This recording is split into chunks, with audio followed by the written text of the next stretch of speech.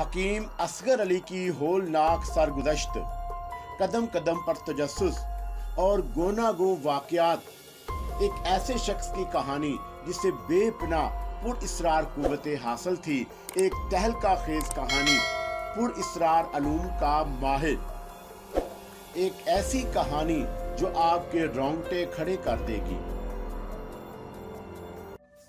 भाई तुम जानते हो बुखारी साहब कि हम कितने मसरूफ आदमी हैं, मगर औलाद का मामला दुनिया में सबसे बढ़कर होता है।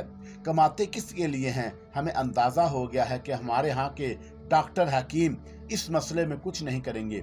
चुनाचा लंदन जाकर इलाज कराएंगे, पहले जनरल चेकअप, इसके बाद मुकम्मल इलाज। आखिर पता तो चले कि बीमारी क्या है। कोई कहता है जिगर बढ़ गया है, कोई कहता है तिली फेफड़े बढ़ गए हैं। अलग अलग बात करते हैं सब। यहाँ सब ही यही धंधा है। स्पेशलिस्ट बन बैठे हैं लेकिन पढ़कर नहीं दिया, बस अम्मा अब्बा के खर्च पर ऐश किए हैं, डिग्रियां ले ली और परेशान करने बैठ गए। बेचारे जरूरतमंदों को ये है कि यहाँ का धंधा भाई मैंने इंतजाम कर दिया है। लंदन में मेरा एक यार भी है, बहुत पुराना यार होगा आपको बुखारी साहब, वही नौशेरवां आदिल का बेटा। मेरा उसके बाप से बड़ा गहरा ताल्लुक था, वो तो बेचारे ना रहे, लेकिन उनका बेटा मेरी बड़ी इज्जत करता है। लिख भी दिया है मैंने उसे, आप अगर कराची जाकर सेटअप वगैरह कर लेंगे, उसके बाद उन लोगों को लंदन घुमाएंगे। मैंने भी सोचा डॉक्टर साहब कि चलो सबको लंदन दिखा दिया जाए, और अगर वहां से इसके इलाज के लिए छोड़ना पड़ा तो उसकी माँ और एक बहन को छोड़कर अपनी एक बेटी के साथ वापस आऊंगा। पैसे का तो आपको पता ही है कि कोई मसला ही नहीं है अल्लाह के फजल से। चौधरी इलियास की एक बात से गरूर टपक रहा था। मैंने दिल में सोचा कि ये शख्स अपनी नाकामियों पर मोहर लगा रहा है, ख्वामखा अपने गरूर में बेटे से हाथ धो बैठेगा। दूसरी तरफ फिर बातें शुरू हो गई। नसीर इलियास वापस अंदर चला गया। उसे इंसानों में बैठकर घबराहट होती थी और अमूमन वो तन्हाइयां पसंद करता था। ये बात भी बाद में ही मुझे मालूम हुई थी। वकार मियाँ यहाँ चौधरी इलियास के अल्फाज पता नहीं क्यों मुझे जरूरत से ज्यादा ही बुरे लगे थे। एक बार फिर सिलसिला गुफ्तगू मेरी जानिब मुड़ गया और चौधरी साहब ने मुस्कुराते हुए कहा, वैसे यहाँ मुल्तान में तो हकीम साहब आपका धंधा पानी अच्छा खासा चल जाता होगा, लेकिन आज तक माजून और खमीरों के चक्कर में पड़े रहते हैं। पर एक बात है बुखारी साहब, ये माजून और खमीरे होते बड़े मजेदार हैं। कम से कम मरीज को शिफा हो या ना हो, खाने पीने को ठीक ठाक चीजें मिल जाती हैं। वहाँ मुल्तान के लोग गुजरांवाला के लोगों से जरा पसमानदा हैं, इसलिए यहाँ अपनी बीमारियों का इलाज ऐसी ही छोटी छोटी चीजों में दरियाफत कर लिया जाता है। बुखारी साहब तंजिया अंदाज में बोले। चौधरी साहब की बातें उन्हें भी नापसंद थी। मैंने हंसते हुए कहा, छोड़िए बुखारी साहब, चौधरी साहब हमारे मेहमान हैं, और फिर जहाँ ये खुद मुतमिन हो वही जगह अच्छी है। मरीज के लिए सबसे बेहतर तरीका ये होता है कि उसका अपना इत्मीनान भी जरूरी है। बुखारी साहब अपने चौधरी साहब नसीर इलियास के बाप हैं और वो जो फैसला करेंगे सबसे अच्छा होगा। हाँ, एक दो बातें अगर आप चाहें तो हम भी कह दें। अरशाद। चौधरी इलियास हंस कर बोले, लंदन जाना आपके लिए कुछ मुमकिन नहीं है चौधरी साहब। मेरा ख्याल है आप लंदन नहीं जा सकेंगे। भाई खूब ख्याल है। इस ख्याल की वजह बस यूं समझे मैंने आपकी नब्ज पर धागा बांध कर देख लिया है, मैंने मुस्कुराते हुए कहा, और चौधरी इलियास साहब हंसने लगे। धागा तो नहीं बांधा आपने हकीम साहब, भाई माफ करना, मुझे जरा चूंचे लड़ाने की आदत है। मेरा ख्याल है आप मेरी बातों का बुरा मान गए। अच्छा भाई बुखारी, नींद आ रही है, अब सोने की इजाजत दो, चौधरी इलियास ने कहा। बुखारी खुद भी यही चाहते थे। बातें कुछ चल तलख हो गई थी और उन्हें इसका एहसास था। गर्ज ये कि इसके बाद निशस्त खत्म हो गई। बुखारी साहब टहलते हुए मेरे साथ मेरे घर तक आए। बाकी लोग भी रुखसत हो गए थे। चौधरी इलियास तो उसी वक्त सोने के लिए चला गया था। बुखारी साहब ने कहा, हकीम साहब आप फराख दिल के मालिक हैं। बाज लोग बुरे नहीं होते, लेकिन बात करने का सलीका नहीं होता उन्हें, और वो अपनी सादगी में ऐसी बातें कर जाते हैं कि दूसरे को ये एहसास हो कि उसने उनकी तौहीन की है। क्या ख्याल है आपका? डॉक्टर साहब हमारे आपके तल्लुकात ऐसे कच्चे नहीं हैं कि आपके दोस्तों की कोई छोटी मोटी बात बुरी लग जाए। किसी चक्कर में पड़े हैं आप, छोड़िए, कोई और मौजू इख्तियार करिए। बुखारी साहब ने मुझे घर तक छोड़ने आए थे और उसके बाद वो वापस चले गए और बात आई गई हो गई। पता नहीं कब चौधरी इलियास कराची गए और उसके बाद क्या कुछ चक्कर रहे। कोई 1.5 माह के बाद की बात है कि एक दिन बुखारी साहब खुद मेरे घर आ गए। चेहरे पर अजीब से तासरात थे। मकतब ही में मैं बैठा हुआ था, कोई मरीज नहीं था। शाम को चंद मरीज आए थे, उन्हें निपटा दिया था। मौसम भी कुछ खनक और बादलों भरा था। बुखारी साहब की आमद से दिल बहुत खुश हुआ। आइए बुखारी साहब, चाय पीने के इंतजामात कर रहा हूँ। बेगम से कहा था कि चाय बनाकर भिजवाएं। ये हुई ना मजेदार बात कि अब चाय का दौर आपके साथ चलेगा। क्यों नहीं हकीम साहब, बादलों की छांव में ये चाय जो मजा देगी उसका लुत्फ ही कुछ और है। और फिर आपके यहाँ की चाय, आज आप कुछ वक्त पर कैसे नजर आ रहे हैं? बस तबीयत कुछ बोझल सी, जरा देखिए नब्ज की क्या बात है। डॉक्टर बुखारी ने हाथ आगे बढ़ा दिया और मैंने डॉक्टर बुखारी की नब्ज चेक की। कुछ नहीं, वही सर्दी की अचानक असरात, जो शांदा पी ले ठीक हो जाएगी तबीयत। मैं नुस्खा हवाई देता हूँ। डॉक्टर साहब खामोश हो गए। चाय आ गई। मैंने एक लम्हे में डॉक्टर बुखारी के चेहरे पर कुछ हचकिचाहट देखी और खुद ही पूछ डाला, इसका मतलब है कि कुछ और भी बात है? कह डालो यार, कोई ऐसी बात होती है जिसके लिए तुम्हें हचकिचाना पड़े? नहीं, मैं जानता हूं कि तुम मेरे चेहरे से कोई ना कोई अंदाजा जरूर लगा लोगे हकीम असगर अली। अब कह डालो भाई, हर वक्त इम्तहान मत लिया करो। वो चौधरी इलियास की बेगम आई हैं एक बेटी के साथ। चौधरी इलियास की बेगम? हाँ, खैरियत नहीं है, यूं समझ लो। क्या हुआ भाई? मुझे याद है हकीम साहब, आपने चौधरी इलियास से कहा था कि वो लंदन नहीं जा सकेगा। बात इस वक्त किसी अहमियत की हामिल नहीं थी, लेकिन चौधरी इलियास अपने बेटे को लेकर लंदन नहीं जा सका। वो बात न जाने कब चौधरी इलियास ने अपनी बेगम से कह डाली थी और वो बेचारी ममता की मारी हुई यहाँ दौड़ी चली आई। पूरी तफसील बताओ, चौधरी इलियास को क्या हुआ है? मैंने पूछा। चौधरी इलियास दूसरे ही दिन यहाँ से कराची रवाना हो गए थे। कराची में उन्होंने अपने किसी रिश्तेदार के घर क़याम करने की बजाय होटल के क़याम को तरजीह दी थी। बस जरा दौलत में खेलता हुआ आदमी है और कितना ही अच्छा हो, लेकिन इंसान दौलत के आने के बाद कुछ भटक ही जाता है। और चौधरी इलियास बेचारे में भी ये खराबी पैदा हो गई है। चुनाचा खुद को लिए दिए रखता है। गालबन इसमें अपनी शान समझता होगा। उस दिन उसने जो तरीका गुफ्तगू इख्तियार किया होगा, उसने मुझे शर्मिंदा कर दिया, क्योंकि मैंने आपको वहां पर बुलाया था। भाई, उस दिन रास्ते में मैंने तुमसे कह दिया था कि ऐसी बातें तो हो ही जाती हैं, इसमें परेशानी की क्या बात है? तुम तो ये बताओ कि चौधरी इलियास लंदन क्यों नहीं जा सका?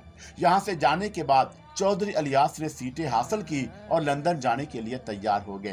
पहली बार उन्हें जिस जहाज से फ्लाई करना था, उसमें कहीं से बम रखे होने की इतला मिल गई और फ्लाइट कैंसिल कर दी गई। तलाशी ली गई, बम के आसार मिल रहे थे, लेकिन बम नहीं मिल रहा था। नतीजा ये हुआ कि वह फ्लाइट मुलतवी करनी पड़ी और ये लोग वापस होटल आ गए। फिर एक हफ्ते के बाद उन्हें दोबारा लंदन की फ्लाइट हासिल हुई।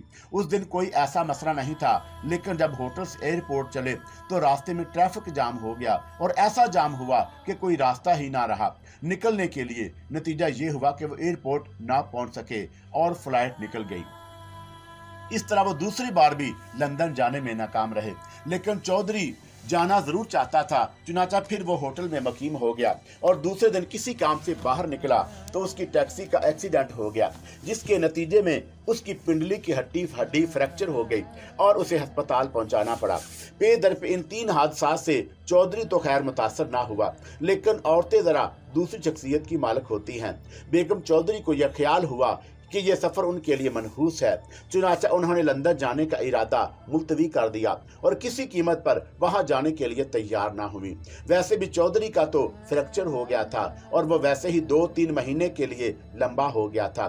चुनाचा वो लोग किसी न किसी तरह वहां के अस्पताल से वापस हो गए और अब गुजरावाला में हैं। चौधरी की टांग पर प्लास्टर चढ़ा हुआ है और वह साहिबे फराश है। दौरान गुफ्तगू बेगम साहिबा से कोई तज़किरा निकल आया और चौधरी ने शायद आपकी पेशगोई अपनी बीवी को बता दी।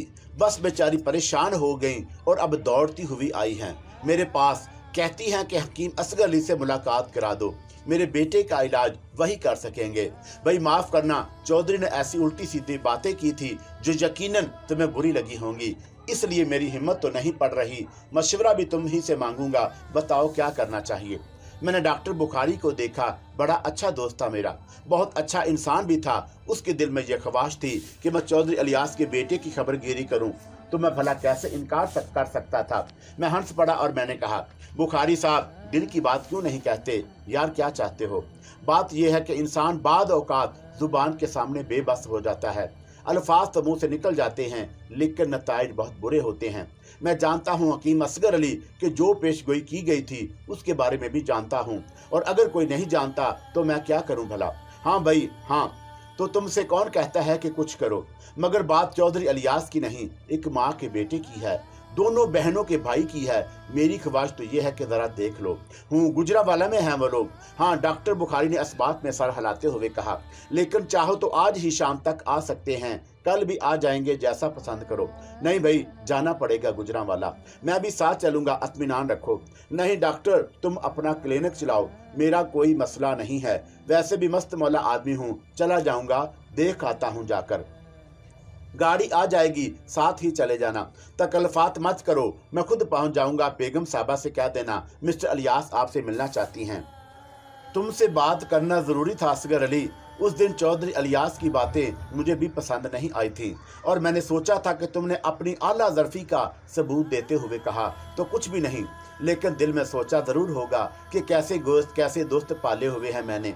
मगर एक बार तुमसे कहूँ कि वह सुसरा बुरा आदमी नहीं है, बस ऊंचा बोल जाता है पैसे के इल्ज़ाम में। चलो छोड़ो पुरानी बातें, अगर बेगम साहबा को लाना चाहो तो ले आओ। तो फिर मैं अभी जाता हूँ, वो फ़ौरन मिलना चाहती हैं। मैंने उन्हें सूरत हाल बताई थी, और वो खुद ही चौधरी इलियास को बुरा भला कह रही थी कि गाड़ियों में फंस कर खुद भी लोहे के हो गए हैं, और सारी ही बातें ऐसी ही सख्त करते हैं। बहरतौर उस रात चौधरी इलियास की बेगम आई और सीधी मेरे पास पहुँच गई, झुककर सलाम किया और भाई साहब की कहकर बात की कहने लगी। भाई साहब, डॉक्टर बुखारी साहब ने इस दिन होने वाली तमाम गुफ्तगू की तफसीलात मुझे बता दी हैं। आपका कहना बिल्कुल दुरुस्त निकला। हम कोशिश के बावजूद भी लंदन ना जा सके और चौधरी साहब को हादसा पेश आ गया। हकीम साहब, मेरा एक ही बेटा है और सबसे बड़ा बेटा है, और एक माँ के लिए सबसे बड़ा बेटा क्या हैसियत रखता है ये आप जानते होंगे। मैं आपके कदमों में सर रखने के लिए तैयार हूँ। आप मेरे बेटे की खबरगिरी करें, देखो तो सही उसे हुआ क्या है। मैंने उसे देख लिया था बहन, अब थोड़ी सी तफसीलात बता दो उसके बारे में। जी जरूर। कब से उसे ये बीमारी लाहक है? उसे बीमारी कोई नहीं है, 1.5-2 साल पहले की बात है। बिल्कुल तंदुरुस्त चाकू चुबंद था, फुटबॉल खेलने जाता था और अच्छा खासा नाम कमाया हुआ था। बस अचानक उस पर अफसुर्दगी सी तारी हो गई, खाना पीना कम होता चला गया। बहुत पूछा उससे, कोई जवाब ही ना दिया। मैंने लाहौर जाकर चेकिंग कराई, डॉक्टरों ने बताया कि उसे कोई बीमारी नहीं है, बिल्कुल ठीक ठाक है। बस मैदे के सिलसिले में कुछ दवाएं दे दी थी ताकि भूख लगे, लेकिन दवाएं भी उसने इस्तेमाल नहीं की, और उसके बाद से यही कैफियत तारी है। उस पर कभी कभी रातों को बाग में टहलता हुआ नजर आता है, कभी वहशतज़दा उठकर अपने कमरे से निकल भागता है और वीरानों का रुख करता है। मैंने बहुत से झाड़ फूंक करने वालों को भी दिखाया, कहीं कोई असर तो नहीं हो गया। वो लोग कारोबारी थे, वो तो मुझसे पैसे लेकर फराग हो गए। कोई भी मेरे बच्चे का इलाज ना कर सका।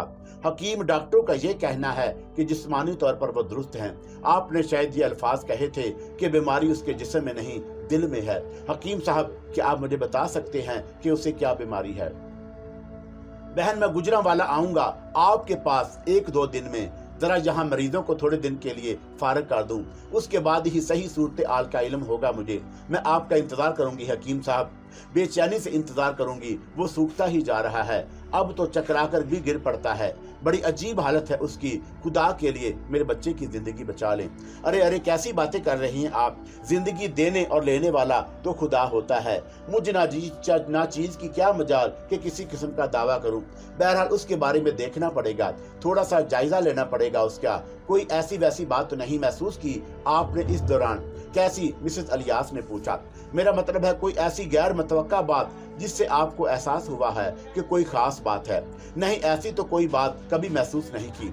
अच्छा ठीक है, हो जाएगा काम, मैं 2-3 दिन में पहुंच जाऊंगा। लेकिन इलियास साहब तो इस सिलसिले में कोई एतराज नहीं करेंगे, वो शर्मिंदा हैं, आप खुद आकर देख लीजिए। अब तो खुद भी बहुत परेशान हो गए हैं नसीर के सिलसिले में।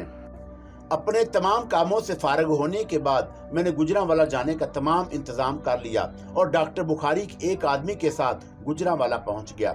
चौधरी इलियास के बारे में बुखारी साहब मुझे बहुत अच्छी तरह बता चुके थे कि रुपए पैसे की उसके पास कमी नहीं है, बहुत बड़ी जमीनों का मालिक है और सबसे बड़ी बात ये कि उसका ट्रांसपोर्ट का कारोबार है, कई ट्रक और बसें वगैरह चलती हैं उसकी।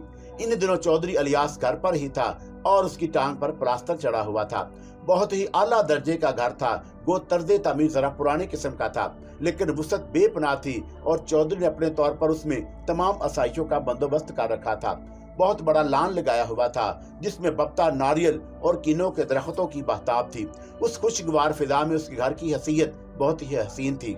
सामने वसी और अहाते में बाग लगा हुआ था, घास लगी हुई थी और फिर असल इमारत तक रास्ता जाता था। बगली सिमत मेहमान खाना था और उसी मेहमान खाने में मेरा क़ियाम रहा। बेगम चौधरी खुद ही आगे बढ़कर मेरा इस्तकबाल किया था और वहां से मुझे सीधा चौधरी इलियास के पास ले गईं। चौधरी इलियास एक आला दर्जे के बिस्तर पर दराज था, दाहिनी सिमत हुक्का रखा हुआ था, एक मुलाजम पास बैठा हुआ पांव दबा रहा था। मुझे देखकर उठा और बाहर निकल गया। चौधरी इलियास खिसक कर कोहनियों के बल मसहरी से टिक गया था। उसने बड़ी न्याजमंदी से मुसाफे के लिए हाथ बढ़ाया था। मैंने सब कुछ भूलकर उससे मुसाफा किया और उससे उसकी खैरियत पूछी। चौधरी इलियास ने मुझे अपने नजदीक बैठा लिया था। फिर उसने पशेमान लहजे में कहा, यार हकीम साहब, तुमने सही महीनों में हमें चित दिया। अब तक बड़ी ऊंची उड़ान थी हमारी। उस दिन ऐसी बातें भी मुंह से निकल गईं जिनका बाद में अफसोस हुआ था, मगर तुम यकीन करो जुबान कुछ बेतकल्फी पर मायल थी। इसी बेतकल्फी में बहुत कुछ कह गए थे मगर बाद में होश ठिकाने पर आ गए। एक शख्स अगर हार जाए तो फिर उसे हारा हुआ समझकर माफ कर देते हैं। यकीनन तुम भी हमारे साथ यही सलूक करोगे। मेरे होंठों पर मुस्कुराहट फैल गई और मैंने उसका शाना थपथपाते हुए कहा, नहीं चौधरी इलियास, बेशक मैं झूठ नहीं बोलूंगा, लेकिन उस वक्त मुझे तुम्हारी बातें बुरी लगी थी, लेकिन अब मेरे दिल में उनके लिए कोई रंजिश नहीं है। मुझे एहसास है कि मुझसे गलती हुई थी। चौधरी इलियास ने कहा, खैर कोई बात नहीं, छोड़ो इन बातों को, ये बताओ पाँव कैसा है तुम्हारा? कोई खास बात नहीं है, हड्डी टूट गई थी पिंडली की और डॉक्टरों ने ऑपरेशन वगैरह करके प्लास्टर चढ़ा दिया है। उनका कहना है कि कुछ वक्त लगेगा मगर सब कुछ ठीक है। अल्लाह का फजल करेगा, मैंने कहा और उसके बाद सिलसिला गुफ्तगू नज़ीर इलियास की तरफ मुड़ गया। चौधरी इलियास ने कहा, मैं उसे लंदन नहीं ले जा सका, लेकिन अब मेरे दिल में उसे लंदन जाने का ख्याल भी नहीं है। ये बताओ हकीम साहब कि इस सिलसिले में कुछ हो सकता है या नहीं? भाई क्या बताऊं, जिंदगी इतनी ही अजीबोगरीब गुजरी है कि जहन में बगावत सी पैदा हो गई। किसी चीज को संजीदगी से नहीं लेता, लेकिन ये मामलात बताते हैं कि अब होश ठिकाने आ जाने चाहिए। सो हकीम साहब, हमारे होश ठिकाने आ गए हैं। मुंह से कोई गलत बात नहीं निकल जाए तो अभी से माफी मांग लेते हैं। खुदा के लिए हमारे बेटे की तरफ तवज्जो दो, हमारी मदद की हमें जरूरत है। चौधरी इलियास ने कहा और मैंने गर्दन घुमाते हुए कहा, मैं जिस काबिल हूँ कोशिश करूंगा। शिफा तो तुम जानते हो कि खुदा के हाथ में होती है, जो उसका हुक्म होगा वो सबसे बरतरो आला होगा। बेशक मैं हर त्यावन के लिए तैयार हूँ। खुद तो कुछ नहीं कर सकता, लेकिन यहाँ जितने लोग हैं सब तुमसे ताउन करेंगे। मैं सबको हदायत कर दूंगा। हकीम साहब, अब कोई ऐसी बात नहीं कहूँगा जिससे तुम्हारी दिल आजारी हो। बस एक बात कहने से पहले उसके लिए माफ़ी मांगे लेता हूँ। मैंने सवालिया नज़रों से चौधरी इलियास को देखा तो उसने कहा, इस सिलसिले में जो भी खिदमत हो मुझसे ज़रूर के ले लेना। तो फिर आप आराम करें और जैसा आपका दिल चाहे इस सिलसिले में काम करें। किसी को यहाँ कोई एतराज़ नहीं होगा। नसीर कहाँ है? मैंने सवाल किया और बेगम साहबा ने बताया कि वो अपने कमरे में है। उसकी मुकम्मल कैफियत से मुझे आगाह करें। मैं आपको बता चुकी हूँ कि वो कुछ अरसा पहले वो बिल्कुल नॉर्मल था। आप उसकी तालीमी रिपोर्ट भी देख सकते हैं, उसके मशागल भी मालूम कर सकते हैं। अचानक ही उस पर अफसरदगी का हमला हुआ और उसके बाद उसकी ये कैफियत हो गई। हम चाहते हैं कि वो हमारे पास हमारे कमरे में सोया करे, लेकिन वो हमेशा से अलग सोने का आदी है और वो दरवाज़ा बंद कर लेता है। फिर कई बार हमने उसके कमरे से चीखों की आवाज़ें सुनी हैं और दरवाज़ा खोल कर देखा भी है। उस वक़्त उसकी हालत बहुत ख़राब होती है, चेहरे पर वहशत बरसती है, बाल नुचे हुए होते हैं। वो बड़ी मुश्किल से नॉर्मल होता है, लेकिन किसी दिमागी खराबी के असर नज़र नहीं आते। बदन सूखता चला जा रहा है। पढ़ना लिखना तो कब का तर्क कर चुका है। हकीम साहब, पता नहीं क्या हो गया है उसे, आप बचा लेंगे उसे? बेगम साहबा ने कहा और मैंने उन्हें वही खामोश कर दिया। बराह करम इससे आगे कुछ ना कहें, मैं उसे देखूंगा। बराह करम मुझे उसका कमरा बता दें। बेगम साहबा ही मेरे साथ बाहर आई थी और उन्होंने मुझे नसीर के कमरे का दरवाज़ा दिखा दिया। कहने लगी कि अंदर चलूं, लेकिन मैंने कहा कि इस वक्त इसकी कोई ज़रूरत नहीं है। यहाँ आने के बाद मैंने अपने काम का आगाज़ कर दिया था। इस मकान के चारों तरफ घूमकर मैंने अपने तौर पर कुछ अंदाजे लगाने की कोशिश की और मुझे अंदाज़ा हुआ कि यहाँ किसी अरवाह खबीस का असर नहीं है। उसके बाद दूसरे अवामल पर काम किया, तब भी यही अंदाज़ा हुआ कि ऐसी कोई बात नहीं। उसका मकसद ये है कि नसीर पर कोई ऐसे असरात नहीं है जो दूसरी हैसियत रखते हों। फिर उसकी बीमारी की क्या वजह है, मैंने ये बात गलत नहीं कही थी कि बीमारी उसके दिल में है, और आप भी इसी बात पर अड़ा हुआ था कि उसके दिल में कोई ऐसी बात पोशीदा है जिसकी वजह से उस पर यह बीमारी नादल हुई है। मसला सिर्फ उसकी ज़ुबान खुलवाने का था। वो इस सिलसिले में मैं दूसरी कोशिशें भी कर सकता था, लेकिन मेरी ख्वाहिश थी कि काम को इस अंदाज में करूं जिस अंदाज में असूलन होना चाहिए। बहरहाल यहाँ आने के बाद ये तमाम अंदाजे लगाए और उसके बाद मैं एक दिन नसीर की ख्वाबगाह में जा पहुँचा। दोपहर का वक़्त था, वो मौसम गर्म नहीं था, लेकिन बहरतौर माहौल कुछ पुरअसरार सा था। मैं नसीर के कमरे में दाखिल हुआ तो वो एक आरामदा कुर्सी पर दराज खला में घूर रहा था। मुझे देखकर चौंका और फिर सीधा होकर बैठ गया। फिर अखलाकी अंदाज में मुस्कुराया भी था। कहो बे नसीर मियाँ, क्या हाल है? ठीक हूँ हकीम साहब, आप सुनाइए, यहाँ आकर बोर तो नहीं हो रहे? भाई हम अब इस उम्र में कहाँ है कि बोरियत वगैरह का कोई एहसास हो हमें। तुम्हारे सिलसिले में परेशान हैं और तुम जानते हो चौधरी साहब ने हमें इस सिलसिले में बुलाया है। नसीर ने कोई जवाब नहीं दिया। तब मैंने उससे कहा, बेटे सुना तो ये जाता है कि डॉक्टर से कोई चीज़ पोशीदा नहीं रखी जाती, और एक बात पर मुझे एतमाद भी है, वो ये कि जो कुछ तुम्हारे दिल में है, मैं तो ये नहीं कहता कि तुम्हारी कोई बहुत बड़ी मदद कर सकता हूँ, लेकिन वादा कर सकता हूँ कि कोशिश करूँगा। दिल में जो कुछ है मुझे बता दो।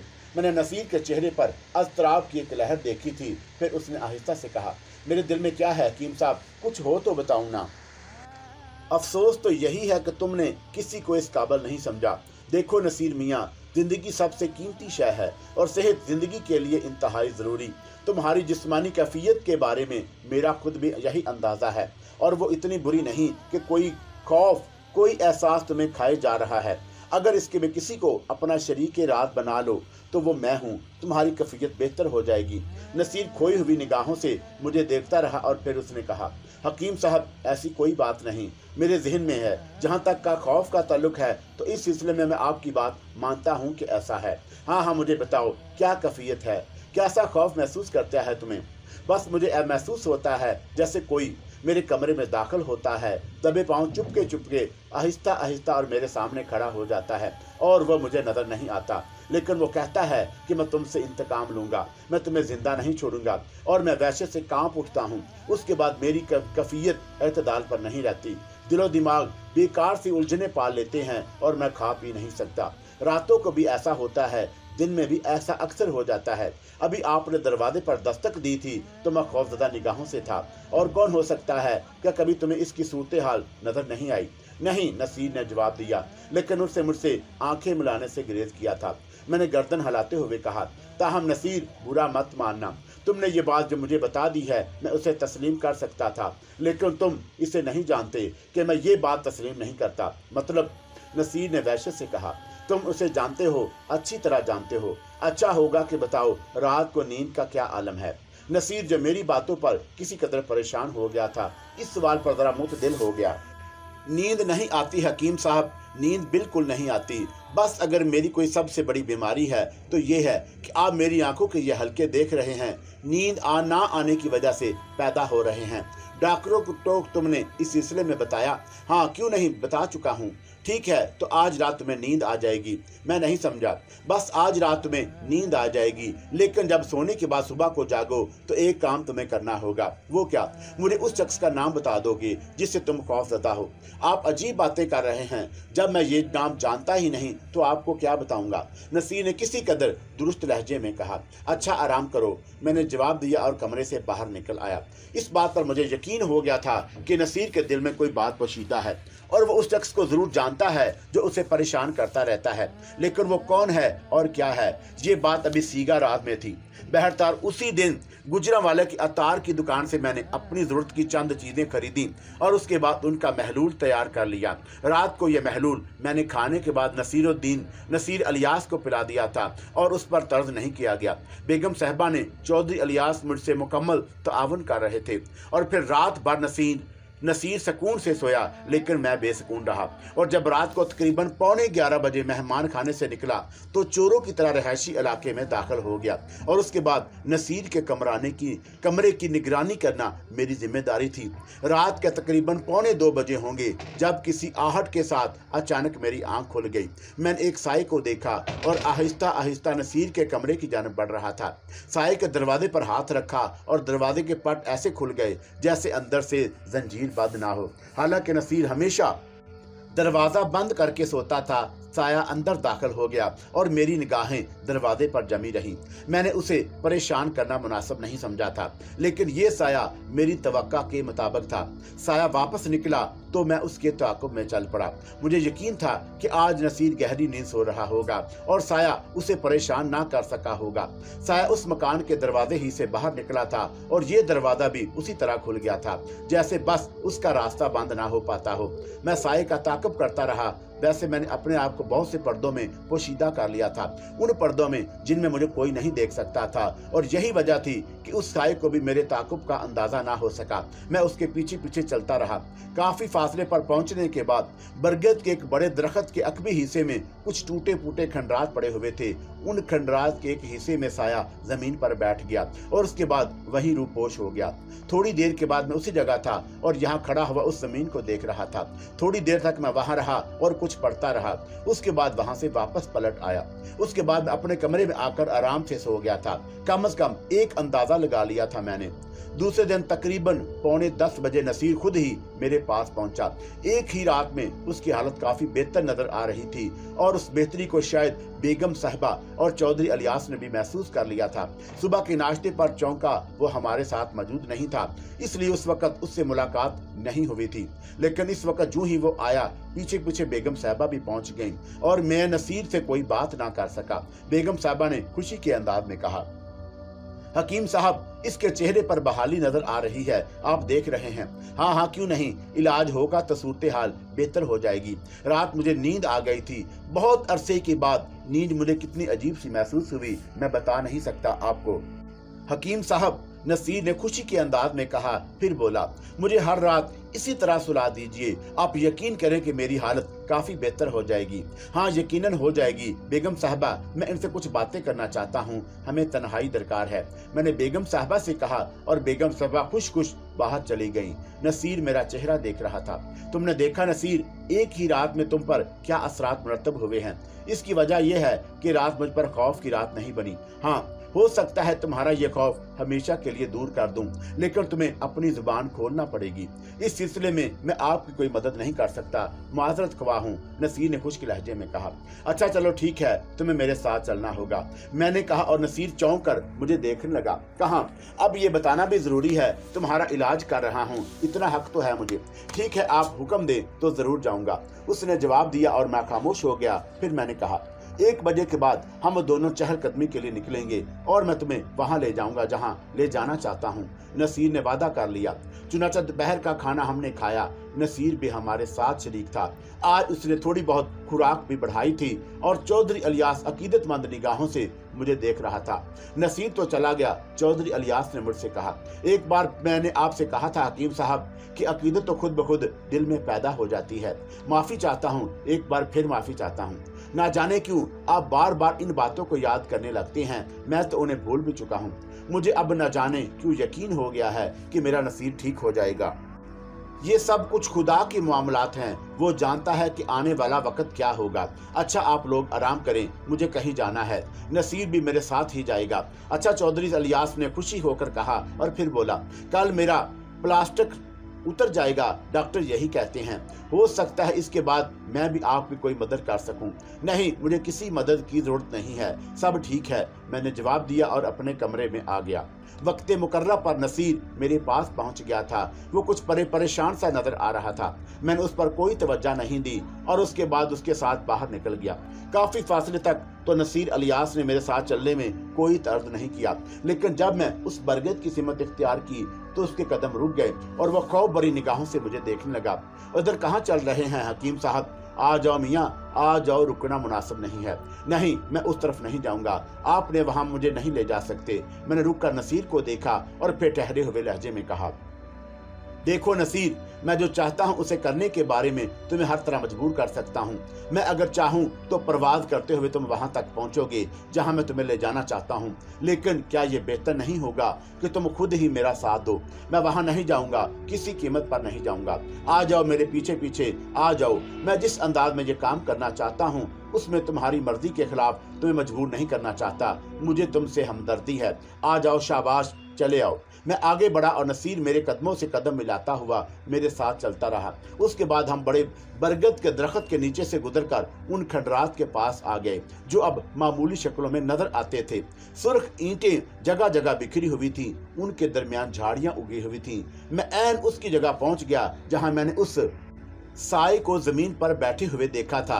नसीर का बदन थर थर कांप रहा था। उसके चेहरे पर खौफ और दहशत के आसार मंजबत थे। मैंने गहरी निगाहों से उसे देखा और फिर उससे बोला, चलो इस जगह को खोदो।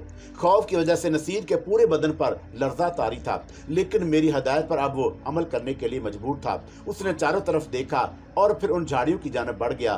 फिर उसने एक जगह से कुछ झाड़ियां हटाना शुरू कर दी। ये सब कुछ वो एक अजीब सी कैफियत के दरमियान कर रहा था। झाड़ी और खुश्क टहनियां एक तरफ फेंकने के बाद उसने एक गड़े की जानब देखा और मैं उसके करीब पहुंच गया। मैंने घड़े में झांका और जो कुछ देखा वो बहुत ही खौफनाक था। घड़े में एक इंसानी ढांचा नजर आ रहा था। उसका मुंह खुला हुआ था और दांत बाहर झांक रहे थे। यूं महसूस होता था जैसे वह हम दोनों की तरफ देखकर हंस रहा हो। उसकी खोपड़ी में जो सुराख हुआ था उसमें बहुत से हशरातुल अर्ज भरे हुए थे। आंखों की पुतलियां चाटी जा चुकी थीं और खाली गड़े नजर आ रहे थे। मुंह में भी तरह तरह के जानवर भरे हुए थे। नसीर दहशत से दोनों हाथ सीने पर रखे खड़ा था। उसके हलक से हल्की हल्की आवाजें निकल रही थीं। लाश के धड़ के नीचे चींटियों का एक ढेर सा दिखाई दिया जो इधर से उधर रेंग रही थी। नसीर का पूरा जिस्म पसीने में भीग गया था और आंखें दहशत से फटी की फटी रह गई थी। वो बुरी तरह कांप रहा था और मैं ये महसूस कर रहा था कि अगर थोड़ी देर यहाँ रखा तो उसकी हालत मजीद खराब हो जाएगी। मैंने उससे कुछ कहना चाहा, लेकिन दफतन ही उसकी हलक से एक दहशतनाक चीख निकली और वो पलट कर भाग निकला। मैं खामोशी से उसे जाते हुए देखता रहा और अब इस बात में किसी शक व शुबे की गुंजाइश नहीं थी कि उस लाश का नसीर से गहरा ताल्लुक है। मैं अगर चाहता तो उसकी रूह को तलब करके उससे उसकी कहानी सुन सकता था, लेकिन वकार मियाँ कुछ असूल होते हैं, कुछ रवाबत होते हैं, कुछ ज़ाब्ते होते हैं और हमें उनकी पाबंदी करना पड़ती है। मौत के बाद किसी की रूह को तकलीफ देना बदतरीन फेल है और उस फेल से जिस कदर इज्तनाब किया जाए बेहतर है, ता वक्ते के मालूम हो जाए कि रूह की नोयत क्या है। हाँ, जो शख्स इस रूह का शिकार हो रहा है उसकी अपनी शख्सियत क्या है। अगर ज़्यादती किसी रूह की होती है तो फिर हमें उसकी जानब तवज्जो करना पड़ती है। ये तो एक इंसाफ है जिसकी जिम्मेदारी हमें जैसे मामूली लोगों के सुपुर्द कर दी जाती है और हमें ये जिम्मेदारी को निभाने के लिए किसी कदर मुश्किलात से गुजरना पड़ता है। तुम इसका तसव्वुर नहीं कर सकते। घर से कि नसीर का अब वहाँ कोई पता नहीं था और मैं इस लाश को देख रहा था। असूलन मुझे इसके बारे में पुलिस को इत्तला देनी चाहिए थी, लेकिन बात इस हद तक आगे बढ़ गई थी कि यह सब कुछ बेकार था। मैंने वो खुश्क झाड़ियाँ एक बार फिर उस गड़े पर ढांक दी और ठंडी सांस लेकर वहां से वापस पलट पड़ा। हाँ, पलटने से पहले मैंने उस रूह को फाता ख्वानी के जरिए कुछ सुकून पहुंचाने की कोशिश की थी और मेरी ये कोशिश कहाँ तक कारगर रही इसके बारे में मैं नहीं जानता, लेकिन ये एक इंसानी फर्ज था जो मैंने पूरा किया। मैं आहिस्ता रवी से चलता हुआ वापस चौधरी अलियास के मकान में पहुंच गया और उसके बाद अपने उस रिहायशी हिस्से में जो मेरे लिए मखसूस किया गया था। जो कुछ मैंने देखा था उसके बाद उस सिलसिले में फैसला करना ज़रूरी था कि अब मुझे क्या करना चाहिए। बहुत ज़्यादा वक्त भी यहाँ नहीं दे सकता था क्योंकि बहुत से दूसरे ऐसे काम भी थे जो मुझे सर अंजाम देने थे। बहरतौर शाम तक के हालात मुझे मालूम ना हुए। रात को चौधरी अलियास को डॉक्टर के यहाँ जाना पड़ा था, इसलिए खाने पर मौजूद नहीं थे। दूसरे दिन सुबह अलबत्ता नाश्ते पर जब मैं वहाँ पहुँचा तो चौधरी अलियास ने मुझे खुशखबरी सुनाई और ये खुशखबरी मैंने अपनी आंखों से देखी भी। चौधरी इलियास की टांग का प्लास्टर कट चुका था और डॉक्टर उन्हें कुछ हदायत दे गए थे जिनके तहत अभी उन्हें चंद रोज मजीद आराम करना था। पाँव की हड्डी जुड़ चुकी थी और सब कुछ ठीक ठाक था। उसी खुशी की आलम में चौधरी इलियास ने मेरी आमद का बड़ा बड़ा शुक्रिया अदा किया और कहा कि यह सब मेरे कदमों की बरकत से है। मैंने हंसते हुए कहा, मियाँ चौधरी इलियास, चंद रोज पहले तो तुम्हारे हालात हकीमों के बारे में ज्यादा बेहतर नहीं थे। माफ करना, मैं तुम पर तंज नहीं कर रहा, बल्कि ये अर्जाहे मजाक कहा है। मैंने एक बात आपसे कह दी थी हकीम साहब, अकीदत जब शुरू हो जाती है तो उसमें इजाफा ही होता चला जाता है, लेकिन अकीदत के लिए कुछ न कुछ तहरीक दरकार होती है। वो तहरीक पैदा हो गई, टांग की हड्डी तड़वा बैठा। आपकी बात मान लेता तो शायद इस हादसे की नौबत ना आती। नहीं मियाँ, ऐसा मत कहो, तकदीर में जो लिखा होता है वो उसी की मानद होता है। आज वह नहीं आया नाश्ते पर, रात को खाने पर तो क्योंकि मैं खुद भी मसरूफ था। पता नहीं क्या कैफियत है उसकी, अभी तक अपने कमरे में ही कैद है, मालूम करा लो, मैंने कहा। और चौधरी इलियास ने अपने एक मुलाजिम को नसीर के कमरे की जानब भेजा। मुलाजिम ने आकर बताया कि नसीर दरवाजा नहीं खोल रहा और कह रहा है भाग जाओ, किसी से मिलना नहीं चाहता। दोपहर को मैंने भी कोशिश की, लेकिन नसीर ने दरवाजा नहीं खोला। चौधरी इलियास, उसकी बीवी मुतफक्कर नजर आने लगे। चौधरी इलियास ने कहा, कल तो उसकी हालत बहुत बेहतर थी, आज ना जाने क्या हो गया। सुबह से नाश्ता भी नहीं किया है और दोपहर के खाने पर भी गायब है। उसे पुरसकून रहने दो, कुछ वक्त गुजारने दो। वैसे इलियास, मैं तुमसे कुछ तन्हाई में गुफ्तगू करना चाहता हूँ। बेगम साहबा बेचारी परेशान हो गई थी। उन्हें गालबन मेरी संजीदगी से कोई खौफ पैदा हो गया था, लेकिन बहरतौर खौफ की बात थी। मामला जो था वो अब मेरे इल्म में आ चुका था और इस सिलसिले में जैसा कि मैं पहले बता चुका हूँ, मेरे स्पुर्द कुछ और जिम्मेदारियां हैं जिन्हें अंजाम देना तो ज़रूरी है। वकार मियाँ, तुम यकीन करो कि मैंने उसके बाद से, जबकि मैंने ये कहा था कि इंसानों को मेरी ज़ात से कोई तकलीफ़ नहीं होगी, यही कोशिश की है कि इंसानों को मेरी ज़ात से कोई तकलीफ़ ना हो, ख्वाह वो आलम अरवाह में हो या आलम वजूद में। बहरतौर वक्त गुजरता गया, मुझे ये फैसला करना था कि मुझे क्या करना चाहिए। चौधरी इलियास की बीवी चली गई तो मैंने चौधरी इलियास से कहा, चौधरी साहब, मैं जो कुछ कह रहा हूँ एक बार फिर आपको इससे नागवारी का एहसास होगा, लेकिन ये समझ लीजिए ये सब कुछ इंतहाई ज़रूरी है। नहीं हकीम साहब, अब किसी भी बात से मैं नाराज़ नहीं होऊंगा। फरमाइए क्या बात है, मुझे नसीर का माजी बताइए।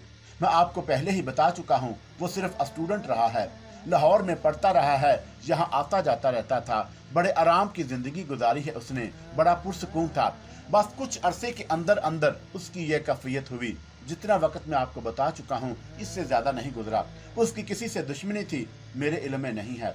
मजाज कैसा था वो, तीखा था या नरम मजाज? दरमियाना था। कभी कोई ऐसी बात सामने नहीं आई कि लड़ाई झगड़ा भी नहीं करता था, किसी से कोई दुश्मनी भी नहीं थी। मगर आप ये सवाल क्यों कर रहे हैं?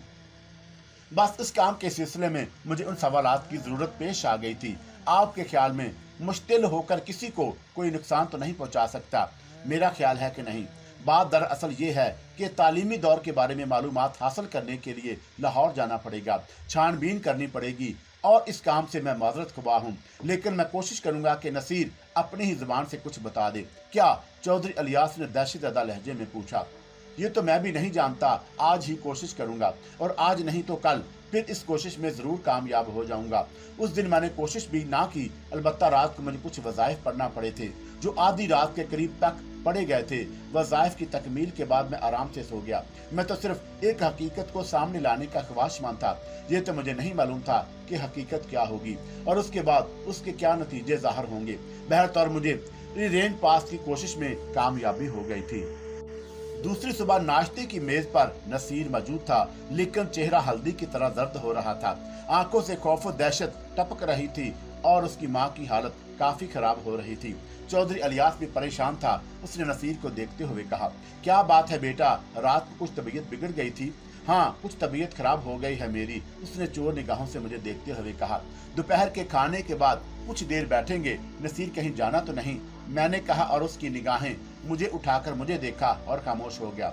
बहरतौर दोपहर के खाने पर भी वो हमारे साथ था और उसने कहीं फरार होने की कोशिश नहीं की थी।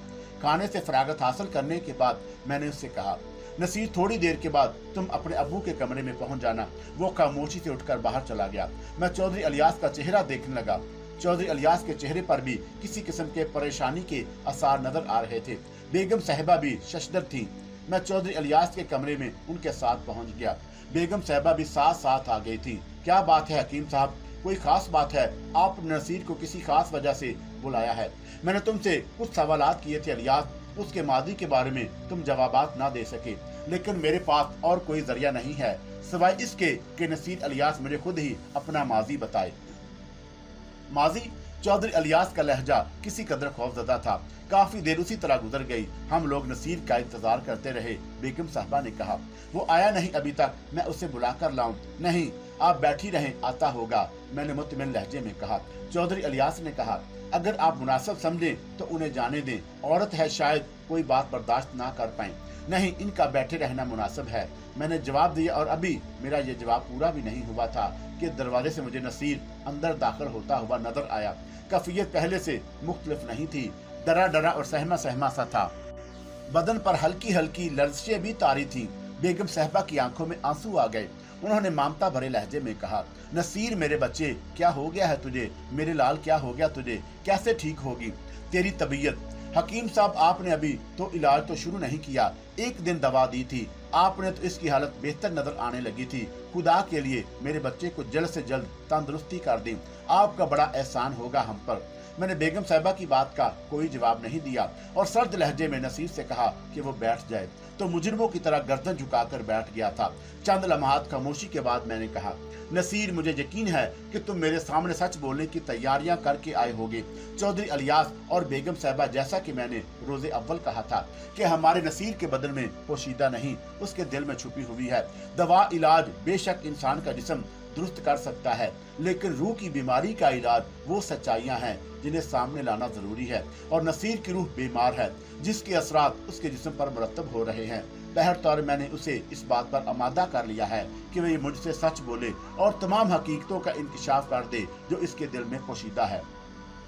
उसके बाद ही फैसला किया जा सकता है कि इसका इलाज क्या हो। बेगम साहिबा की आंखें हैरत से फैल गईं। चौधरी इलियास भी परेशान निगाहों से मुझे और नसीर को देख रहे थे। मैंने एक बार फिर नसीर से कहा कि तुम जितनी देर कर रहे हो वो तुम्हारे हक में बेहतर नहीं है। क्या बताऊं मैं? मुझे बताओ कि मैं क्या बताऊं। एक गलती हो गई है मुझसे, एक गुनाह हो गया है और उस गुनाह ने मेरे वजूद में जख्म डाल दिए हैं। मैं इतना जख्मी हो गया हूं अंदर से कि हर लम्हा मौत का मुंतज़िर रहता हूं। मैं मरना नहीं चाहता, लेकिन मुझे यकीन है कि बिल आखिर मौत एक दिन मेरी गर्दन दबोच लेगी। उसने मुझसे यही कहा था कि वह मुझे जिंदा नहीं छोड़ेगी। मैं जानता हूँ वो मुझे जिंदा नहीं छोड़ेगा, वो मुझसे इंतकाम लिए बगैर नहीं रह सकेगा। कौन मेरे बच्चे, कौन? बेगम इलियास ने दहशत भरे लहजे में कहा, अमानुल्लाह। कौन अमानुल्लाह? इस बार इलियास साहब ने पूछा था। नसीर ने आंखें बंद कर ली। उसने अपनी गर्दन कुर्सी की पुष्ट से टिका ली और फिर आहिस्ता से बोला, ये उन दिनों की बात है जब मैं लाहौर में पढ़ता था। मेरे तालीमी मशागल जारी थे। मेरे साथ एक लड़की भी पढ़ती थी जिसका नाम शहनाज था। शहनाज एक शरीफ आदमी की बेटी थी जिसका नाम तजम्मुल हुसैन था। तजम्मुल हुसैन साहब किसी सरकारी दफ्तर में मुलाजमत करते थे। शहनाज से मेरी दोस्ती बहुत अरसे के बाद और बड़ी मुश्किल से हो सकी। वो एक अच्छी फितरत की नेक सीरत लड़की थी। मैंने उससे मिलना चाहा तो उसने इससे परहेज किया, लेकिन वह मुझे इस कदर भाई थी कि मैं उसी कोशिशों में लगा रहा और बिल आखिर किसी न किसी तरह मैंने उसे अपनी जानब राग़िब कर लिया। शहनाज की मुझसे मुलाकातें होने लगी। हम लोग लाहौर के मुख्तलिफ तफरीही मकामात पर निकल जाते। मैं और शहनाज एक दूसरे से काफी घुल मिल गए थे। शहनाज ने मुझे अपने बाप के बारे में बताया था, अपने घर के बारे में बताया था, अपने हालात बताए थे और मैंने उससे कहा था कि मैं उसे अपनी जिंदगी का साथी बनाऊंगा। मेरे इन अल्फाज पर शहनाज एक ठंडी सांस लेकर खामोश हो जाती थी। बार बार मैंने उससे इस बारे में सवालात किए, लेकिन उसने मुझे कुछ नहीं बताया। फिर एक दिन मैं जब शहनाज का इंतजार कर रहा था कि एक नौजवान शख्स मुझसे आकर मिला। अच्छी शक्ल सूरत का हसीन आदमी था। चेहरे पर मासूमियत और शराफत के आसार थे। मेरे करीब पहुंच गया और शर्मिंदा से लहजे में बोला, अगर आप शहनाज का इंतजार कर रहे हैं तो वो आज नहीं आएगी। मैंने चौंक कर उसे देखा और फिर आहिस्ता से पूछा, तुम कौन हो? मैं शहनाज का एक दूर का अजीज हूँ। तुम्हें कैसे मालूम कि मैं उसका इंतजार कर रहा था? इसलिए कि मैं तवील अरसे से आप दोनों को यकजा देख रहा था। मुझे इल्म है कि आप मुख्तलिफ जगहों में मुलाकात किया करते हैं। आज मैंने शहनाज को एक ऐसे काम में मसरूफ कर दिया है जो उसके लिए गैर मुतवक्का था, इसलिए वो आज नहीं आ सकेगी। क्या तुम्हें उसने पैगाम के साथ भेजा है? नहीं, मैं आपसे खुद ही बात करना चाहता था। हूँ, जरा वजाहत करो। वजाहत यह है जनाब कि मैं उसका मंगेतर हूँ। बेशक मेरा और उसका दूर का रिश्ता है, लेकिन मेरी और उसकी यह मंगनी कई साल पहले हुई थी। उस वक़्त वो मुझसे मोहब्बत भी करती थी, लेकिन एक पाक बात और दूर दूर की मोहब्बत, हम कभी तनहा नहीं मिले थे। मैं जानता हूँ कि शहनाज मुझे नापसंद नहीं करती। मैंने BA किया है, लेकिन तकदीर मेरा साथ नहीं दे रही। हर जगह मुलाजमत के लिए कोशिश कर चुका हूँ और इसमें कामयाब नहीं हो सका। तो जम्मल हुसैन साहब इस बात का इंतज़ार कर रहे हैं कि मेरी कोई भी नौकरी लग जाए तो उसके बाद वह शहनाज को मेरे हवाले कर दें। आप बहुत बड़े आदमी हैं नसीर साहब, मैंने आपके बारे में मुकम्मल मालूमात हासिल कर ली हैं। हमारी मोहब्बत हम तक ही रहने दें। शहनाज को आपने अपनी जानब राग़िब कर लिया है, और जिस दिन से आपने ऐसा किया है मेरी रातों की नींदें हराम हो गई हैं। मैं उसे बेपनाह चाहता हूँ। वो बेवफा नहीं है, बल्कि शायद मुझसे मायूस हो गई है, वरना वो कभी ऐसा ना करती। अजीब बात कर रहे हो तुम अमानुल्लाह। अगर वो मुझसे मोहब्बत करती है तो तुमसे शादी क्यों ना करना चाहेगी? औरत बड़ी अजीब चीज़ होती है नसीर साहब। आप बराह करम अगर हमारे रास्ते से हट जाएं तो मेरी मुश्किलात आसान हो जाएंगी। कभी ना कभी वक्त पर मुझ पर ज़रूर मेहरबान होगा और मैं कोई ना कोई मुलाजमत हासिल करने में कामयाब हो जाऊंगा। उसके बाद हमारी शादी हो जाएगी, लेकिन ये उसी वक्त मुमकिन है जब आप रास्ते से हट जाएं। देखो दोस्त, मैं तुमसे कोई ऐसी बात नहीं करना चाहता जो तुम्हें नाखुशगवार गुजरे। तुम इस सिलसिले में अगर शहनाज ही से गुफ्तगू कर लो तो ज़्यादा बेहतर होगा। उसने मेरी काफ़ी मिन्नत समाजत की, लेकिन मैंने उसे टाल दिया। अलबत्ता दूसरे दिन कॉलेज में मैंने शहनाज को पकड़ लिया था। ये अमानुल्लाह कौन है? क्यों? वो चौंक कर बोली। मुझसे मिला था वो, क्या कह रहा था? क्या वो तुम्हारा मंगेतर है? हाँ, शहनाज ने अफसोस भरे लहजे में कहा, लेकिन तुमने पहले तो मुझे इसके बारे में नहीं बताया। हिम्मत नहीं पड़ी। लेकिन अब क्या होगा? क्या तुम्हारे डैडी तुम्हारी शादी उससे करना चाहते हैं? हाँ, डैडी इस सिलसिले में बहुत ज़्यादा दिलचस्पी लेते हैं, लेकिन उन्हें अमानुल्लाह बहुत पसंद है। और तुम्हें? मैंने सवाल किया और शहनाज खामोश हो गई। फिर उसने कहा, मैं शायद किसी ज़माने में उसे पसंद करती थी, लेकिन अब तुम्हारी तरफ उलझ गई हूँ। सिर्फ उलझ गई हो या मुझसे मोहब्बत करती हो? देखो नसीर, बुरा मत मानना। बिलाशुबा इसमें कोई शक नहीं कि जब मेरी अमानुल्लाह से मंगनी हुई थी तो मेरी इस मंगनी से कोई इख्तलाफ नहीं था। वो बचपन ही से मेरी निगाहों के सामने रहा है और मैं उससे मुतासर रही हूँ। तुम्हें अंदाज़ा होगा कि तुमने इब्तिदा में मेरी तरफ बढ़ने की बहुत कोशिश की थी। उस वक़्त अमानुल्लाह मेरे जहन में था, लेकिन अब मैं एक अजीब दोराहे पर खड़ी हूँ। अमानुल्लाह बहुत अच्छा इंसान है, मैं बिलाशुबा उससे शादी करना चाहती हूँ, लेकिन उसकी मुसलसल नाकामियों ने मुझे बददिल कर दिया है। मैं ज़िंदगी में कुछ बेहतरी की ख्वाहा हूँ, लेकिन जब मैंने गौर किया तो मुझे महसूस हुआ कि अमानुल्लाह मेरी ख्वाहिशों की तकमील नहीं कर पाएगा, जबकि उसकी निस्बत तुम एक दौलतमंद बाप के बेटे हो और तुम्हारे साथ मैं ज़्यादा खुश रह सकूंगी। माफ़ करना शहनाज, क्या तुम्हारी इन सोचों में मेरे लिए मोहब्बत के वो जज्बे शामिल नहीं हैं जो मेरे दिल में तुम्हारे लिए हैं?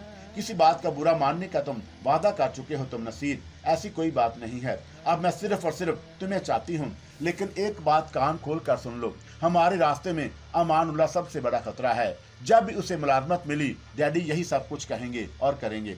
अगर तुम डैडी से मुलाकात भी करते हो तो वे तुम्हें यही जवाब देंगे कि मेरी मंगनी हो चुकी है, क्योंकि डैडी अमानुल्लाह को बहुत पसंद करते हैं, इसमें कोई शक नहीं। वो एक बहुत अच्छा इंसान है, बड़ा हमदर्द, मिलनसार, खुश मजाज, लेकिन बेचारा हालात के हाथों मायूसियों का शिकार है। मैंने गहरी निगाहों से शहनाज को देखा तो वो कहने लगी, तुम जो कुछ भी कोशिश करना चाहो अपने वालिदैन के जरिए कर डालो। कम अज कम इस सिलसिले में इस वक्त सूरत हाल ये है कि डैडी खुद भी कुछ बात-दिल नजर आते हैं, क्योंकि उस बेचारे को मुलाजमत ही नहीं मिल रही। ठीक है शहनाज, मैं इस सिलसिले में तुमसे बात करूंगा। शहनाज से रुखसत होने के बाद मैंने उसके लहजे, उसके अल्फाज पर गौर किया और ना जाने क्यों मुझे एक अजीब सा एहसास हुआ। शहनाज अमानुल्लाह को नापसंद नहीं करती, मुझे वह सिर्फ इसलिए पसंद करती है कि मेरे साथ उसकी ज़िंदगी बेहतर गुजरेगी। रकाबत का एक अजीब जज्बा मेरे सीने में पैदा हो गया। मैंने दिल में सोचा कि चलो अगर हालात दुरुस्त भी होते हैं और शहनाज की शादी मुझसे हो जाती है, तब भी अमानुल्लाह एक फांस की तरह हम दोनों के दिल में चुभता रहेगा। वो यकीनी तौर पर शहनाज को आसानी से नहीं छोड़ सकता, और इसके अलावा ये भी मुमकिन है कि उसे कोई मुलाजमत मिल जाए और मेरे कुछ करने से पहले उसकी दाल गल जाए। मेरे दिन रात हराम हो गए और मैं इसी सोच में डूबा रहता था कि अब मुझे क्या करना चाहिए। ये खौफ भी दामनगीर था कि अभी तो मुझे इस सिलसिले में काफ़ी वक्त दरकार है। अभी तक ये बात पहुंचाना बहुत मुश्किल काम था। तालीम मुकम्मल हो जाती, माँ बाप शादी के लिए सोचते तो शायद काम आसान हो जाता, लेकिन उसके लिए जितना वक्त दरकार था वो मेरे अंदाजे के मुताबिक बहुत ही खतरनाक था, क्योंकि जो ही अमानुल्लाह को मुलाजमत मिलती तजम्मुल हुसैन साहब शहनाज की शादी उससे कर देते। मैं बहुत गौर करता रहा, बहुत सोचता रहा। फिर एक दिन मैंने अमानुल्लाह से इस मौजू पर बात की, खुद ही जानबूझकर उसे तलाश किया था और वह मुझे मिल गया। देखो अमानुल्लाह साहब, असूली तौर पर तुम्हें शहनाज का तस्वर तर्क कर देना चाहिए। काश मैं ऐसा कर सकता नसीर साहब। मैंने बहुत कोशिश की है, इस दौरान मैं मसलसल इन कोशिशों में मसरूफ़ रहा हूँ। मैं जानता हूँ कि मैं उसके लिए कुछ नहीं कर सकता, लेकिन मैं उससे मोहब्बत करता हूँ और शायद ये मोहब्बत कभी मेरे दिल से जुदा ना हो पाए, लेकिन वह मुझे चाहती है। हो सकता है ऐसी बात हो, लेकिन मेरा दिल इसकी गवाही नहीं देता। एक बात आप भी कान खोल कर सुन लीजिए नसीर साहब, वो आपसे ज़्यादा अपने बेहतर हालात को चाहती है। अगर आज ये बेहतर हालात मुझे मुहैया हो जाएं, तो आपको यकीन फरमाइए वो आपसे बहुत दूर हो जाएगी। ठीक है, हो सकता है ऐसा हो। बहरतौर अमानुल्लाह, मैंने तुमसे अपने दिल की बात कही और अब इसके बारे में जो भी फैसला करो तुम्हारी अपनी जिम्मेदारी है। मैं माजरत चाहता हूँ, मैं इस सिलसिले में कोई कदम आगे नहीं बढ़ा सकता, लेकिन अगर हालात खुद ब खुद मेरे हक में साजगार हो जाएं, तो आपको एक अच्छे इंसान की तरह मेरा रास्ता छोड़ देना होगा। इस वक्त तो कोई खास बात नहीं हुई, लेकिन रात भर मैं शदीद उलझनों का शिकार रहा। अमानुल्लाह अमानुल्लाह, सिर्फ एक ही ख्याल मेरे जहन में जागजी रहता था। शहनाज से मुलाकातें होती थी, वो भी उलझी उलझी नजर आती, लेकिन अमानुल्लाह के मौजू पर हमारी कोई गुफ्तगू नहीं हुई। मैं इसके सिलसिले में मनसूबाबंदियां करता रहा और उसके बाद फिर छुट्टियों में गुजरांवाला आ गया। यहाँ भी अमानुल्लाह और शहनाज का ख्याल मेरे दिल से नहीं निकल सका। हर लम्हा मेरे दिल में ये तस्वर पैदा हो जाता था कि शहनाज और अमानुल्लाह की मुलाकातें हो रही होंगी और हो सकता है शहनाज उसके हक में हमवार हो जाए। इसी तरह मुझे अपनी महबूबा से हाथ धोने पड़ेंगे। मेरा जहन दिल सुलगता रहा और मैं इस सिलसिले में बहुत सी मनसूबाबंदियां करता रहा।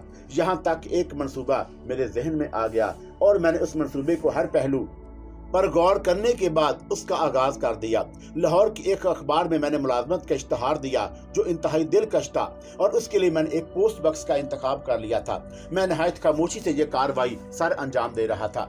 मुलाजमत के सिलसिले में मुझे बहुत सी दरख्वास्तें मसूल हुई, लेकिन मुझे एक खास दरख्वास्त की तलाश थी और मेरी खुशबख्ती थी कि यह दरख्वास्त मुझे मिल गई।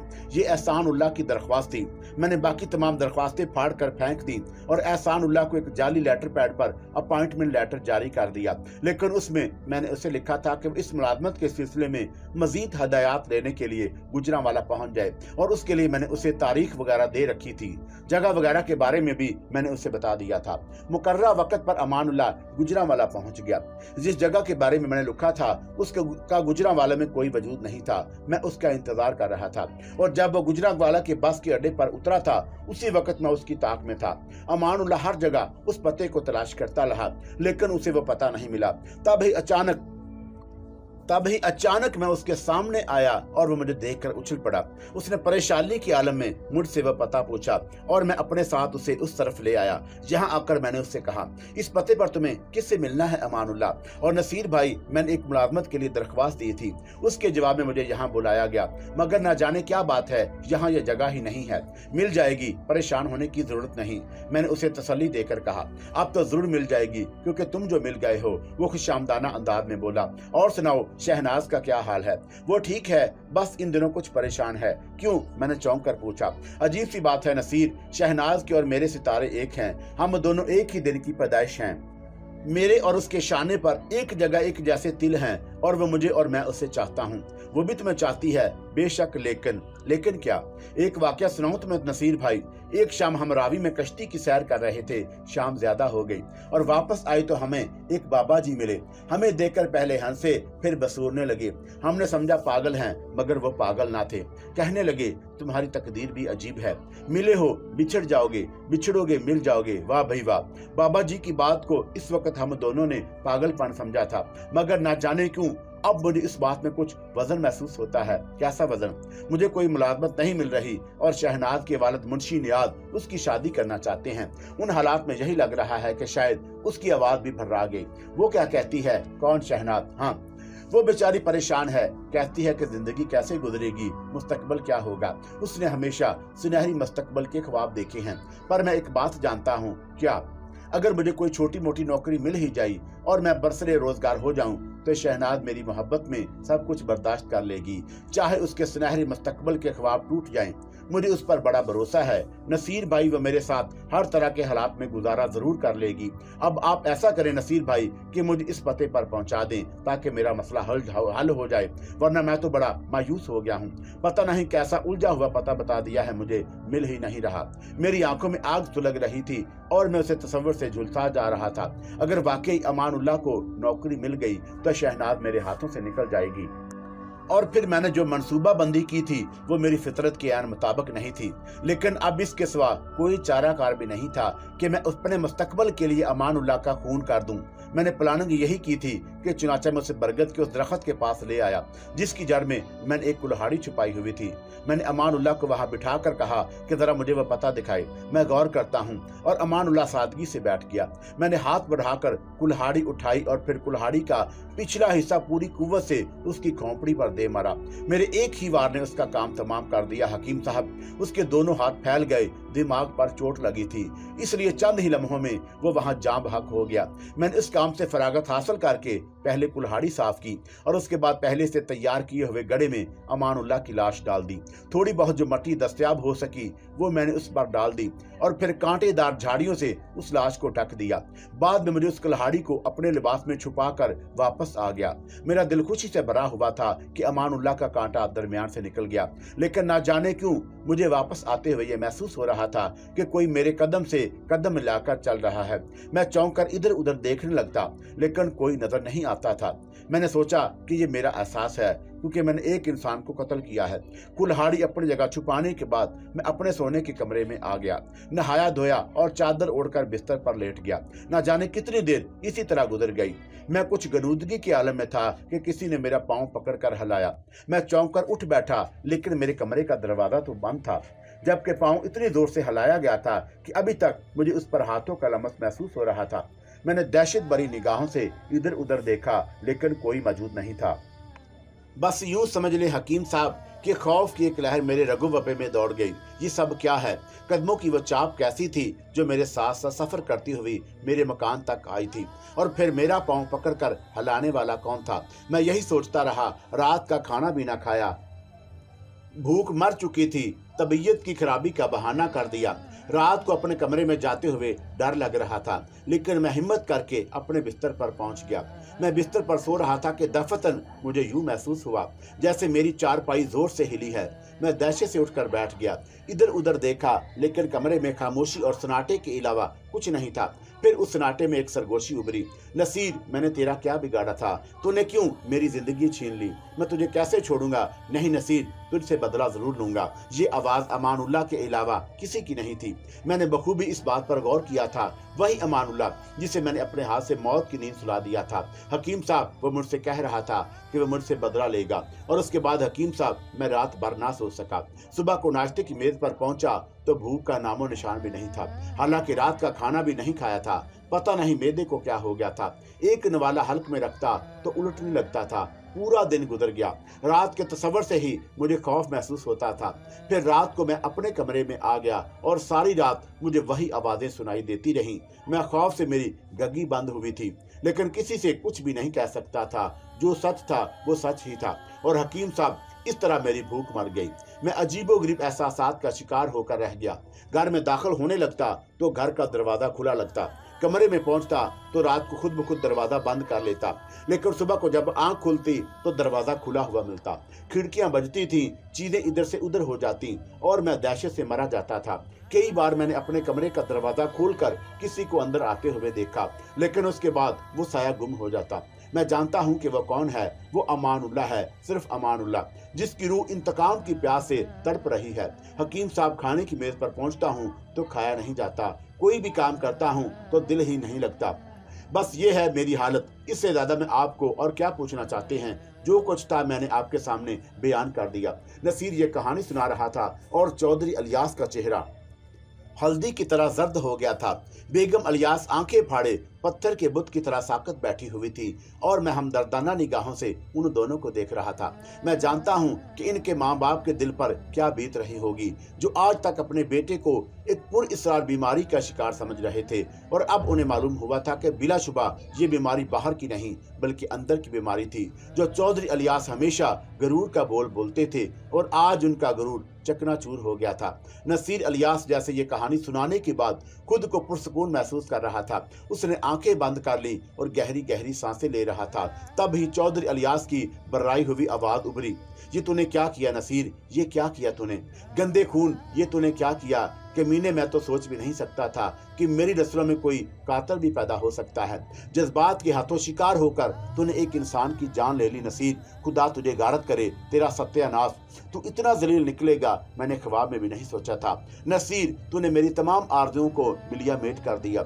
हकीम साहब, ये क्या सुनवा दिया आपने मुझे, ये कमबख्त तो अपने गुनाह का शिकार हुआ है। मैं अपने आप को कैसे माफ कर सकूंगा। मैंने जिंदगी में कभी किसी कुत्ते को पत्थर भी नहीं मारा। मेरी नस्ल में ऐसा कातिल कैसे पैदा हो गया हकीम साहब। दफतन ही बेगम अलियास ने एक चीख मारी और दिल पकड़कर नीचे गिर पड़ी। हम दोनों ही उनकी जानब मतवज्जा हो गए थे। नसीर पशेमान निगाहों से एक एक की सूरत देख रहा था। बेगम अलियास की हालत काफी खराब हो गई और उनके लिए एक डॉक्टर को बुलाना पड़ा। गुजरावाला ही के एक डॉक्टर को तलब किया गया और उसे यह बताया गया था कि अचानक एक बुरी खबर सुनकर बेगम अलियास का यह हालत हुआ है। बहर तो डॉक्टर अपनी जैसी कार्रवाइयां करके चला गया। बेगम अलियास होश में तो आ गई, लेकिन उनसे मुंह से बार बार यही अल्फाज निकल रहे थे, ये तूने क्या किया नसीर, ये तूने क्या किया। तू इतना बड़ा गुनहगार है, कैसे, आखिर कैसे। मेरी कैफियत कुछ अजीब सी हो गई थी। मैं यहाँ एक मुआलिज की हैसियत से आया था, लेकिन 100% इनके घरेलू मामलात में फंस गया था। और नज़ीर अलियास ने जो कहानी सुनाई थी वो बड़ी दिलदोज़ थी।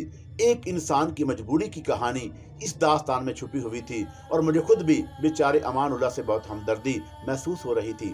अगर उसकी रूह भटक रही है, अगर वो नसीर अलियास से अपना इंतकाम लेना चाहता है तो कौन सी गलत बात है। उसके खानदान को भी तबाह बर्बाद कर दिया गया था, उसके अरमानों का भी तो खून कर दिया गया था। न जाने कैसी कैसी आरज़ुएं होंगी उसकी, न जाने कैसी कैसी ख्वाहिशें होंगी उसके अहले खानदान के दिल में। न जाने इसका बाप उसके लिए कैसे कैसे ख्वाब देखता होगा और किन किन से मसाइब से गुजर कर उसने अपने बच्चे को पाल पोस कर जवान किया होगा। एक वैशी के हाथों से अमानुल्लाह जिंदगी से हाथ धो बैठा था। वो वैशी किसी भी तरह रहम का मुस्तहिक नहीं था। उसने अपनी मतबरारी के लिए कितना बड़ा धोखा किया था, अमानुल्लाह के साथ ये बात सोचने के काबिल थी। आज अगर नसीर अलियास की यह हालत है तो उससे हमदर्दी नहीं की जा सकती। वो इसी काबिल है, 100% इसी काबिल। लेकिन मामला दो ऐसे इंसानों का भी है जो इस मामले में बराह रास्त मुलव्वस नहीं थे। ये थे चौधरी अलियास और उनकी बीवी। दोनों के चेहरे बुरी तरह उतर गए थे। चौधरी अलियास तो हर वक्त चकराए चकराए रहते थे और मैं सोच रहा था कि अब कब तक इनके साथ रहूंगा। गर्ज ये कि अब ये मामला अजीबो गरीब नोयत इख्तियार कर गया। चौधरी अलियास मुझे चोर निगाहों से देखा करते थे। उनका वो तमाम गुरूर, वो तमाम शान मिट गई थी। जिस अंदाज में वो गुफ्तगू करते थे अब वो बिल्कुल तब्दील हो गया था। मेरे लिए खाना आ जाता, नाश्ता और चाय वगैरह भी आ जाती। वो लोग खाने में मेरे साथ शरीक नहीं होते थे। बिल आखिर मैंने सोचा कि मैं कब तक यहाँ रहूं, वापस भी जाना है। इससे ज्यादा वक्त मैं उन लोगों को नहीं दे सकता था। अब भला नसीर अलियास का क्या सवाल पैदा होता था। दवाओं में उसका इलाज नहीं था और बाकी कोई तरकीब किसी के जहन में नहीं आती थी। बल आखिर मैंने चौधरी अलियास से इस सिलसिले में बात की कि वो इस वक्त अपनी डेवरी में बैठे हुए गहरी सोच में गुम थे। मैं उनके पास पहुंच गया और उन्होंने बड़े एहतराम से मुझे मूंढे पर बैठने की पेशकश की। मैं बैठ गया। फिर मैंने कहा, चौधरी साहब मेरे लिए क्या हुक्म है। जवाब में चौधरी साहब अलियास साहब की आंखें डुबडुबाई हुई थी। उन्होंने गमज़दा आलूद लहजे में कहा, हकीम साहब कुछ समझ में नहीं आता कि क्या करूं। जी चाहता है खुदकशी कर लूं, मगर ये भी दीन में हराम है। Come and fly away with me. Come and fly away with me. Come and fly